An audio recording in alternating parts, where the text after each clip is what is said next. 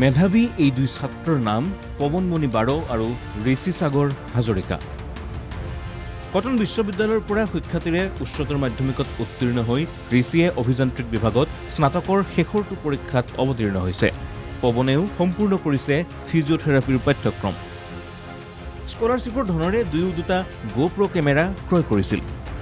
পঢ়াৰ খৰচ উলিয়াবলৈ স্বনিয়োজনৰ বাট মুকলি কৰাৰ উদ্দেশ্যে দুয়ো আৰম্ভ কৰিছিল কেমেৰা ভাড়ালৈ দিয়াৰ ব্যৱসায়। পিছে সেই কেমেৰা ভাড়াত নি অন্তৰ্ধান গুৱাহাটীৰ আৰ্যনগৰৰ প্ৰসেনজিৎ দাস নামৰ যুৱকজন। প্ৰসেনজিৎ দাস বুলি ল'ৰা এটাই আমাৰ গপ্ৰ ৰেণ্টেছৰ পৰা যোৱা জুনৰ 5 তাৰিখে গপ্ৰ লৈছিলে, মানে ভাড়াত ল'ম বুলি। তাৰপিছত লৈ পেলাই সি মানে শ্বিলং ফুৰিব যাম বুলি কৈছিলে। তাৰপিছত আমাৰ পৰা ভাড়াত নিয়াৰ পিছত মানে তাৰপিছত 10 তাৰিখে আৰু জুনৰ 10 তাৰিখে সোমবাৰে ৰিটাৰ্ণ কৰিম বুলি কৈছিলে। তাৰপিছত আৰু 5 তাৰিখে লোৱাৰ পিছতো আৰু জুনৰ 7 তাৰিখে আৰু এটা কেমেৰা নিছিলে মোৰ লগৰৰে। তাৰপিছত লোৱাৰ পিছত সেইটোকো মানে ছেম আৰু 10 তাৰিখে আৰু জুনৰ 10 তাৰিখে ৰিটাৰ্ণ কৰিম বুলি কৈছিলে।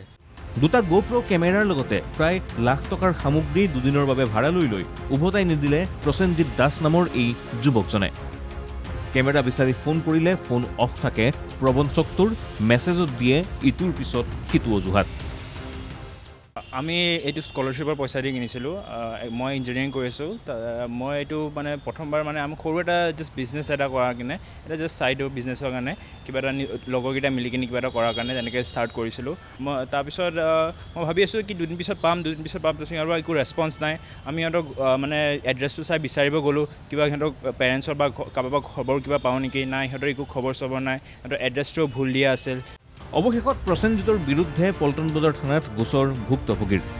মেধাৱী দুই ছাত্ৰৰ ভৱিষ্যতৰ শিক্ষা গ্ৰহণৰ খৰচ উলিওৱাৰ একমাত্ৰ সম্বল তেওঁলোকৰ সেই কেমেৰা আৰু কেমেৰাত ব্যৱহৃত সা সঁজুলি উদ্ধাৰ কৰি দিবলৈ আহ্বান তেওঁলোকৰ। Bureau' report NKTV+।